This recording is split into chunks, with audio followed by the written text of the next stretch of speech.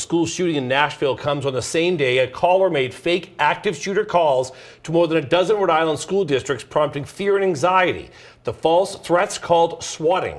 And the calls left police departments and worried parents scrambling all afternoon. The night team's Leanna Falk is continuing our coverage for us in the studio. Leanna?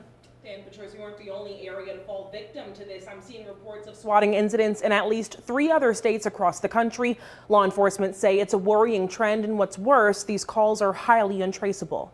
Westerly High School, stage outside, possible shooting. The same terrifying 911 call. 2 victims at this time. Came in 14 times across Rhode Island in multiple school districts. A caller reports shots fired with injuries, prompting this police response in Cranston, East Greenwich, and Westerly.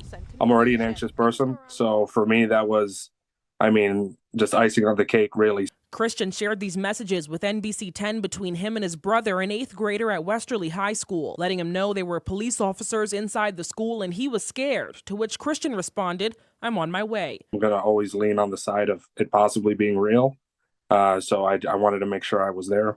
It was learned later on, obviously, that was a hoax call, but it does not change our response.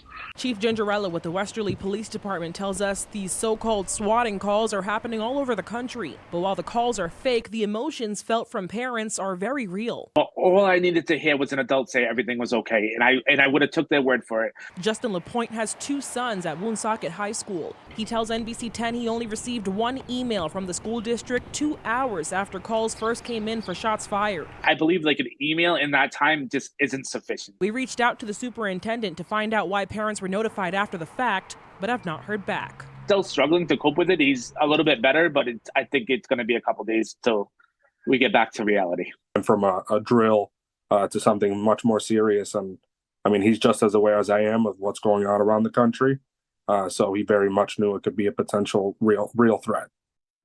Rhode Island State Police confirmed all calls came from the same phone number and delivered the same message. State Police will be investigating each one to find the caller. Live in studio, Leanna Falk, NBC 10 News 19. Hi, everyone. It's Patrice Wood from NBC 10.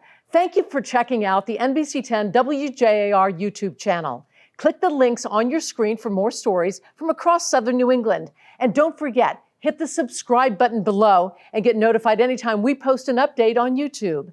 As always, thank you for turning to 10.